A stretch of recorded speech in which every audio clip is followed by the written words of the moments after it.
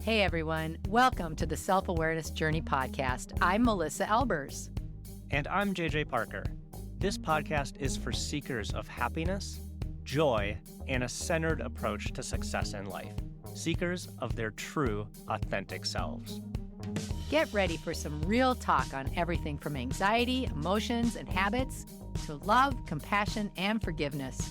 We know you'll be challenged and enlightened by this conversation, and we're so glad you're here. Let's dive in. Well, summer is here. So awesome. I love summer.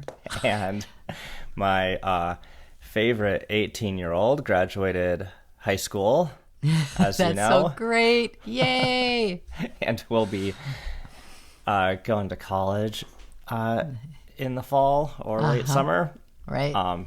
In the meantime, he is excelling at being a teenager. That's stereotypical, if you like know the air what I mean. quotes teenager. Oh my goodness. It's like some days are so tough. It's just like we want him to have a job, but he kind of has a job, but it's only like 1 or 2 days a week. So it's kind of like barely qualifies, but he's like hitting maybe like the minimum on the checkbox. Yeah. And he doesn't want to help around the house. And so it's kind of difficult. It's sometimes you've maybe felt this in parenting or other relationships. It's just like when you have someone who you love, who is being difficult, it is really, really frustrating. Yes, I too have a couple of people in my life that no matter what, they will always be in my life because that's the choice that I'm making, and I love them and their family. But it's a never-ending saga to try to figure out some sort of balance, you know? Yeah. For me, it's like I always feel conflicted. I mean, in the spot where it's just like I would like him to start taking a little bit more responsibility. Right? Yeah. Like you are an adult, you know. Yes. He's almost going to be 19, you know. It's just like you are an adult. You're going to be living on your own. There's like all this stuff you got to do. So this like fine line between like really parenting him like a child and trying to treat him like an adult. Yeah. Ugh. Yeah. And he's not making it any better. Yes. And I've talked in the past with my mother. The relationship I have with my mother is very, very complicated. And I was just reflecting as you were saying, you know, I want to parent them like a child, but then I want to have an adult relationship. And I was thinking, oh my goodness, it's the exact same thing with my mom and I. But it's a very, very difficult thing. And I think, you know, when we have these challenging relationships in our lives, the ones that are permanent, I think that there's all sorts of books and therapies that will say, you know, create space or create a boundary or don't have a, you know, whatever. It's yes and. You know, it is really hard when it's somebody that is going to be in your life to continually find and focus on ways of managing the times that are challenging. Because I don't know about you, but I think, you know, in my scenario, as I'm using my mother, I'm sure there's other examples in my life that I have as well, but this is the most current and maybe the most consistent. You know, it's just like I try to make different decisions, you know, about how I'm going to be so that I can change the outcome of what these relationships are like and what this relationship is like. But unfortunately, it's not all up to me. Right? So I can only control my side. I can only do my stuff. I can't control the other side whatsoever. Yeah. And it makes it really hard. Yep. Yeah, I hear you. I've tried a whole variety of different approaches. And none of them really get me kind of like what I want. But then there's kind of like the interesting part, right? Is if you've got, you know, if we've got some of these relationships and it's just like, I've got maybe like an expectation of how the other person should act. Right, exactly. Or I've got an expectation of like how like they want me to feel. And when those things are unmet, then it causes all sorts of trouble. Right. It causes a reaction, right? And then beyond that, then it's just like, okay, then I'm just going to decide to not care which is also super difficult. Yep. So it's just really hard to navigate through all of those like opposing feelings. Right. I agree. And I think that situationally too, like for me, it can be going well for quite a while. And so then I get lulled into a false sense of calm. Like, oh, wow, this is really nice. It's really changed.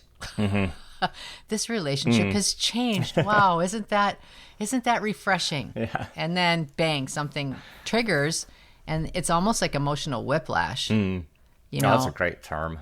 I use that term. I love that term. Yeah, it feels like emotional whiplash because a lot of it, again, is not within my control. It just sort of occurs, and it occurs, I think, through a number of things, not just her personality, but my personality and the combination of the two, right? And I think even if you're dealing with somebody even if you're dealing with somebody that's a long-term relationship for you that has mental illness or is unwell, or even physical illness creates people's behaviors and things to act, really outside of what we would consider normal. It just throws you into kind of like this crazy la-la land where you get tossed down a flight of stairs that you weren't expecting was there. Yeah, you add a little bit of mental health issue into some of these relationships, and then it's a whole nother layer because all bets are off. Then you want to be supportive in that, but again, it's just for us, it's like it's there. That's an issue, but when the other person doesn't even want to take any initiative to do anything about it, it's also super frustrating. And I think too, like when you are somebody who's a more logically based person, or you don't like being highly emotional, you try to use logic sometimes in these scenarios when there's when something kicks off, and you try to use logic, and you try to use logic with the other person, which usually is not met with positive response. In other words, real bad idea. I have created this spreadsheet and PowerPoint presentation about why I'm right. And I'm clearly using more logic than you are. And what you should do. I found that, as I was reflecting on this, I actually did a little bit of research, which is this is starting to become a weird habit of mine this summer. I've started looking at a couple of things. But I'll tell you when I did this is I started this little Post-it note, and I'll showing JJ my Post-it note right here. It's a really interesting thing for me to be reflective. So after something has happened and there's been some sort of kickoff, and I'm really upset, it takes me a couple hours to come down, or it takes me a day to come down, or whatever, fill in the blank. Reflecting on how we got where we were, and then reflecting on the things that I'm doing to try to make things different, right? And then sort of thinking about what are my coping mechanisms? And this is an interesting thing to think about, because while we can't control the situation, we really can take our own inventory for what our coping mechanisms are. Yeah. And I find what I have done in the past, which is not helpful, but I still do it when I get real mad, is I cut the conversation. I cut the conversation short. But can we just back up 1 second? Yeah. Because yes, of course. A thing that really struck me that I think is really important to cover is you talked about getting triggered, right? There's you've got some of these difficult relationships, and then something kind of flares up, or some conflict happens, or something happens, right? Right. Before that, though, you were saying sometimes it's good for a while. Yeah. To me, my experience with that is that good for a while can be there, but it's like walking on eggshells the entire time. 100%. Right? You're just every single interaction is okay, this one was okay, but when's it gonna fall apart? Yeah, it's the calm before the storm. And being, we talk about that a lot in our house, just the whole idea that we're walking on eggshells all the time, just waiting for the next trigger event to happen. Right. And that Same here itself is super stressful. Yes. And in some ways, it's actually, to me, more stressful than an explosion, right? At least an explosion, all of the emotion gets out. It's but predictable. Until that, yes, but until that, it's just like a build up and we know it's coming, right? Yeah. We know it's going to come. It's just like, when is it going to come? And then boom. And then it's fine. Then again, it kind of goes down for a while. Then it builds up again. Oh man, you're so right with that. It's just such a cycle. You're so right with that. And so it's, I think part of the challenge that makes that so hard is that when you're walking on eggshells, there's a level of not being authentic. 100%. You're just watching your words very carefully. You're trying to speak in a certain way to just not trigger things. Keep the peace, to keep the peace. Yeah, that's really, really true. And then there is some sort of reaction or some sort of explosion. And then I don't know about you, but I then find myself like, looking at it on a Richter scale. Like, oh, how bad is this going to be now? Like as soon as it starts, it's like, oh, here we go again. And then trying to decide, okay, what are my next moves that I have to make through this minefield? Yep. To not make it worse or to just ride this out now. Yeah. Yeah, it's an interesting thing. You don't think about how you respond to things very often in a long-term way. I think it's very normal to think about it like short-term and then just move on. Short-term, move on. But I think thinking and talking about this is really interesting. Yeah. But once you start getting a couple reps under your belt with that, you have to think about how is this going to sustain over the next 5, 10, 20, 30 years, Right. Because I think if we're honest, if there's other people in our lives that have some of these same characteristics and they weren't related to us or people that we love, we would not be in a relationship with someone like that. It wouldn't be worth it. And you just move on. Like, that's an easy decision.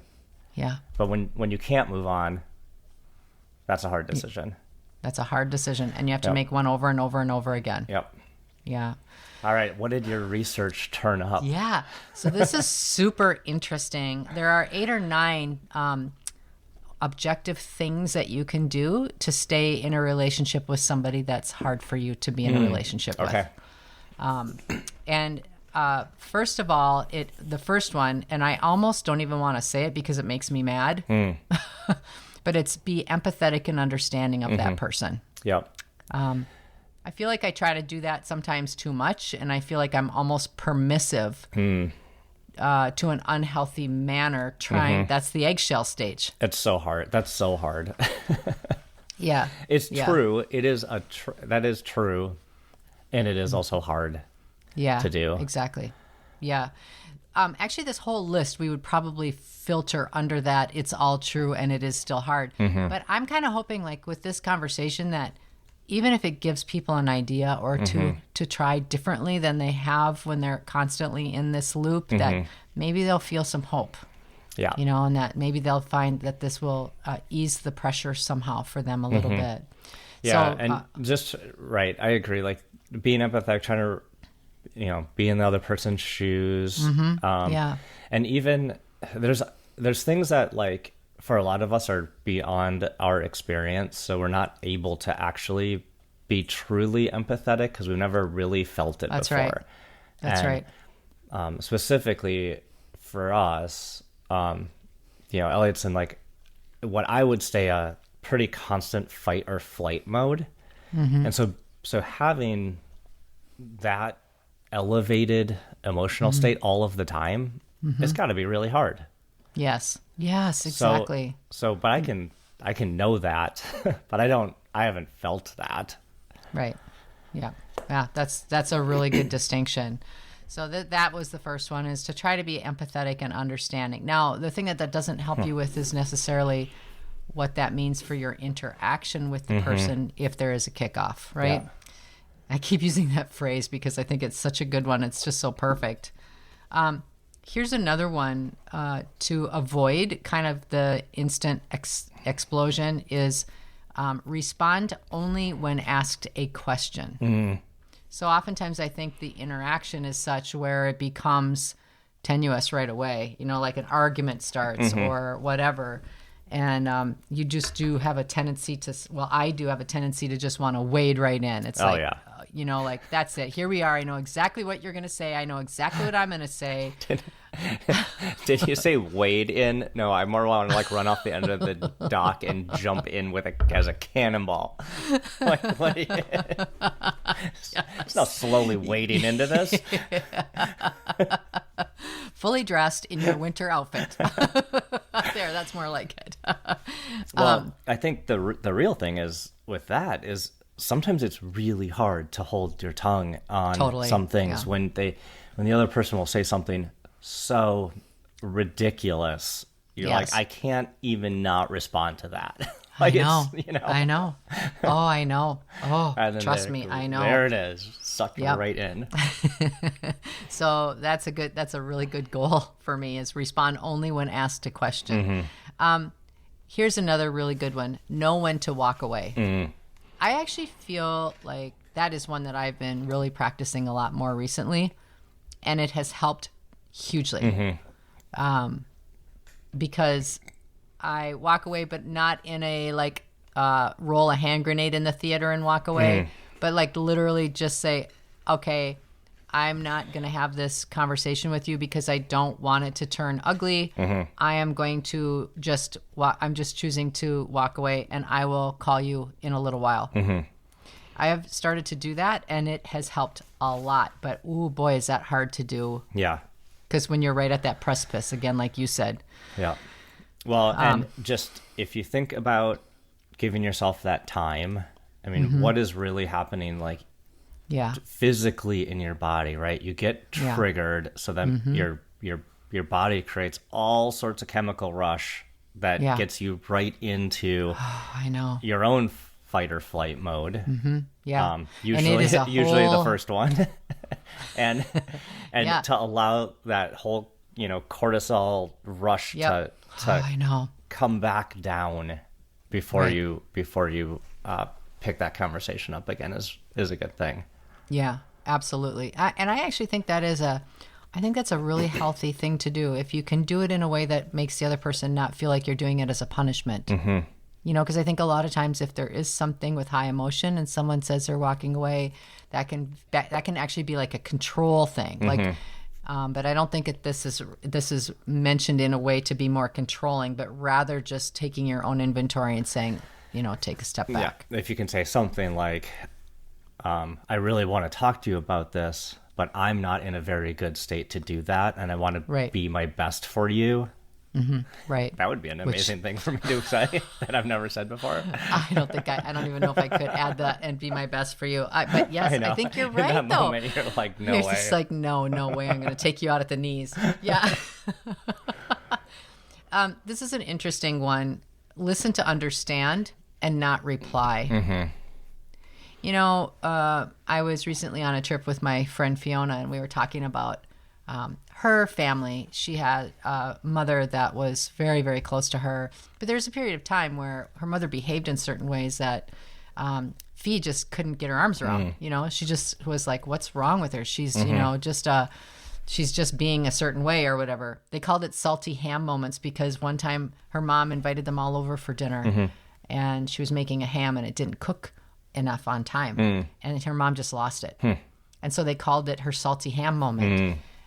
But in retrospect, years later, her mom, she and her mom were really, really close before her mom passed away. And she really has reflected on that time of her mother's life and wondered if there were other things going on in her mom's life she just didn't know about.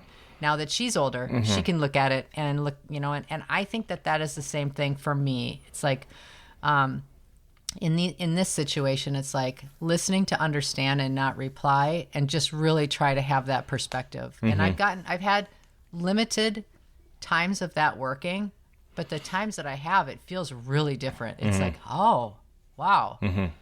Yeah, I try to tell people that sort of thing at work all the time. It's just like, if someone's not behaving well at work or performing well, or there's some change that happened in their work output, it's very likely something else is happening you're so right. in their life. It's not a work thing. And so many times, like, it's not about us anyway. Right. Exactly. The thing that's so hard with the understand and not replying is when you don't agree with that person's opinion or tactic or actions.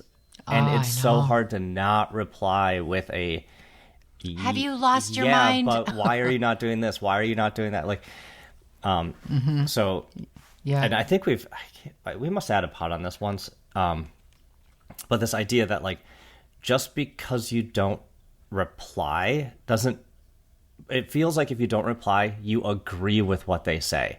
Precisely. But you can not reply and still not agree. Yes, I completely understand. But it's so hard. If you don't agree with somebody and they tell you something, it feels like if you don't have a rebuttal to that, you are agreeing with their opinion. Mm-hmm. So. Yeah, I agree. Here's another really good one, and I have not done a very good job of this one, I don't think, yet. But it gave me a good idea to think about, and that is keep them out of your head. So a lot of times after there's been an argument or a disagreement, then I do the whole self-talk, and I feel guilty about my reaction. And I can just hear them, and actually I can hear them enjoying the fact that I'm feeling bad. Yeah. Which actually I don't think that's true, but that's what, in my head, that's how it feels, So that's a great one I've never really thought of that specific thing like that, but I thought that was really interesting. No, I agree. I mean, for a variety of different reasons, when you do have a disagreement with somebody or a really high emotion interaction, it sticks with you. Yeah, like you can really easily spin about like, oh, I should have said that, I should have done that, Yeah. And you just replay that stuff over and over, and it can occupy a lot of energy. Yes, exactly. For a long period of time, much longer than the actual argument or whatever, even after things have gone back to eggshell state or whatever. Here's a great one. Practice self-care.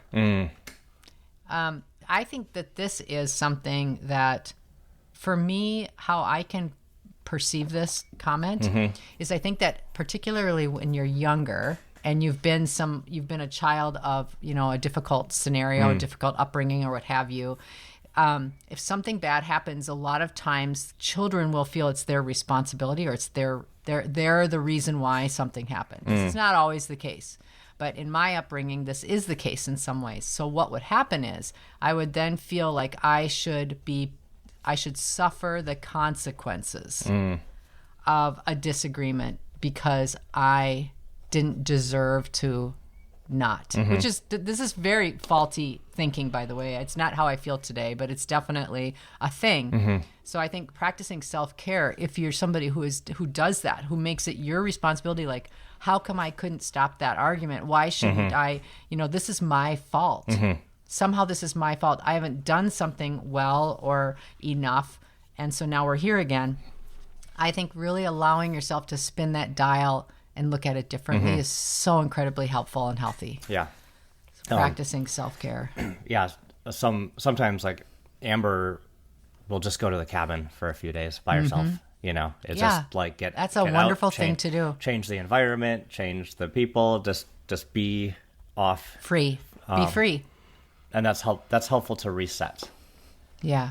Oh yeah, that's so great that she does that. I agree with you. It's amazing thing to do. And sometimes we feel guilty about doing that where we shouldn't, because it just resets ourselves. It just gives us that chance to be back to a healthier state. Set boundaries.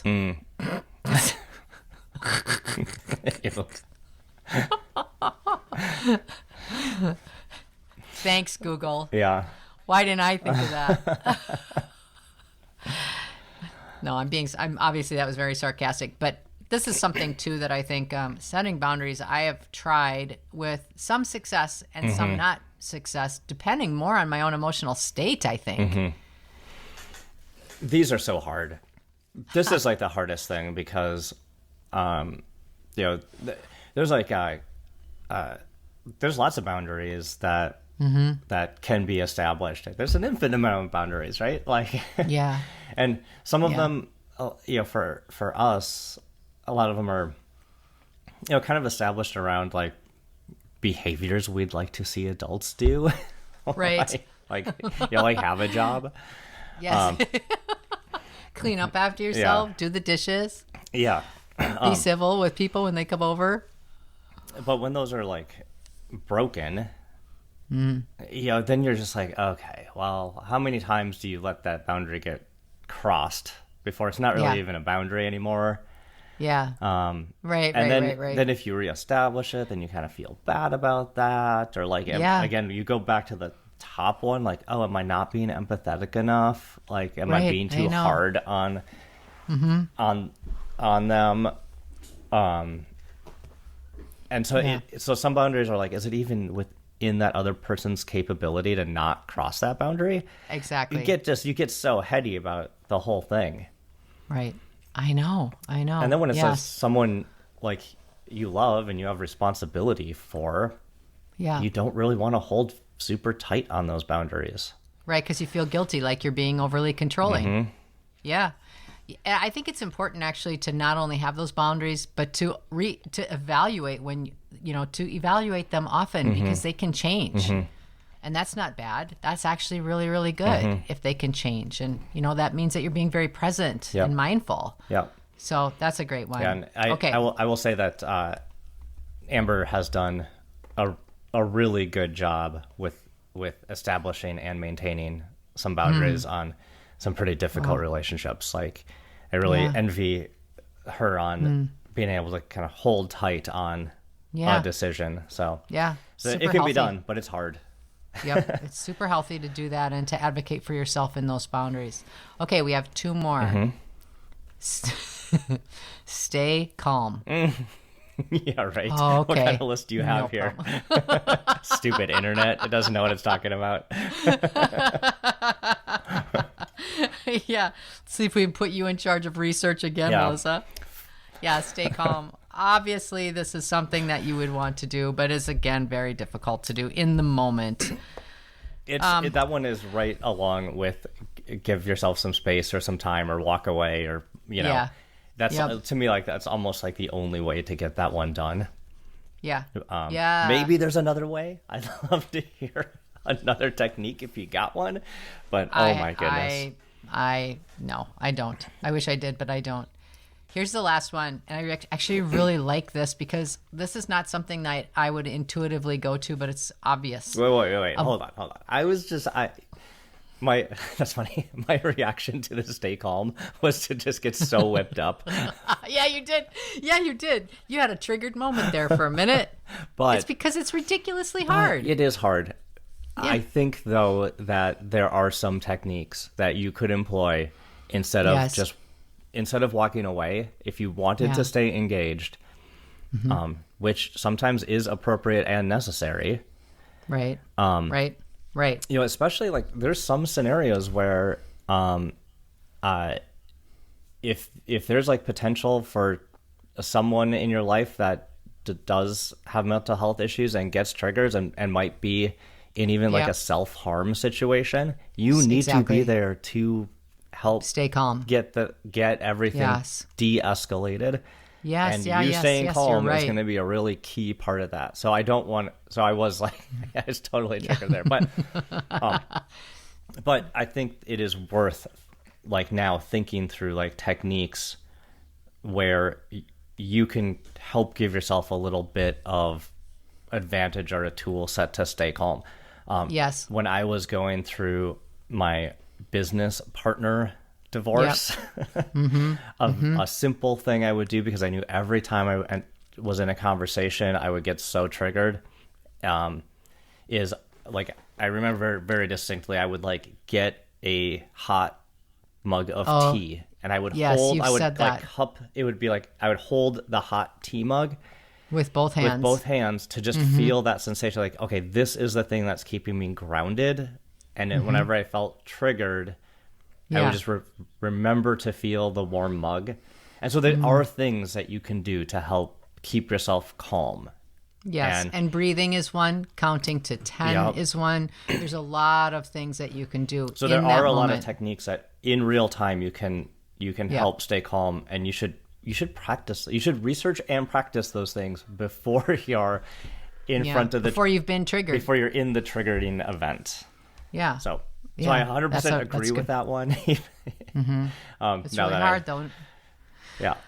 But I think you're just being a human being in this conversation, just like I am. It's like, you know what? We're not perfect. We've never thought we were perfect. It's really, really difficult. It's so incredibly important to try to continue to work on it with the people that we love. And it's not easy. It just isn't. Yep. The last one. So I started to talk about this, but this is something I think that I could really benefit from spending more time on, and that is avoid taking things personally. Oh boy. Especially if you are in a relationship with someone that you love that kind of has your inventory, right? And they know exactly what buttons to push to get you to the same level of emotion that they are, or beyond, to get to one-up you, to make you feel bad, to come out swinging because they're mad. Avoid taking things personally is something that is a really good thing to consider. And I don't know quite how you would do that situationally, other than maybe you would just say, this is the story they're telling themselves. Like, I think you'd probably have to have certain thoughts that you employ. You said something that was really interesting. You said they're just trying to get you to match their emotion. And if you put that kind of frame around it, that's really helpful, because you can say, hey, I want to support them, but I'm not gonna play the game that they're playing. Yeah. So, you maybe can not take it personally, because what they're trying to do is just manipulate you. Right. Because they're angry or they're sad or they're whatever it is. We make jokes about, you can't, if somebody is being stupid about something, you lowering yourself to that same level of stupidity isn't going to win the match. I think the same thing applies with emotions. Yeah. Times 10, actually. So being able to stay present enough to avoid those landmines, because it does take some mental haranguing. Yeah. And you're right. It's like most of these difficult relationships are decades long, and they know exactly where the points are to push. So, well. All right, run through your list real quick again. Okay. Be empathetic and understanding. Respond only when asked a question. Know when to walk away. Listen to understand, not to reply. Keep them out of your head. One of my personal favorites. Practice self-care. Set boundaries. Stay calm. And avoid taking things personally. Wow. What a good list of things to remember. I know, usually they're the top 10, but there's only 9 here, but they're pretty darn good ones, aren't they?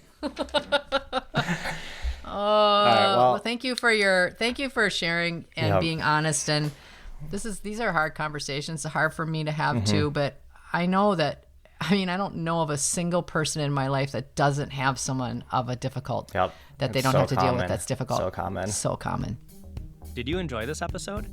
Please go to your favorite podcast platform to subscribe, rate, and leave a review so others can discover it as well. Growing self-awareness is a lifelong journey, and it's better when we're all in it together. Please think of someone you know who could benefit from hearing today's conversation, and share this episode with them. We can't thank you enough for listening. Until next time, happy exploring.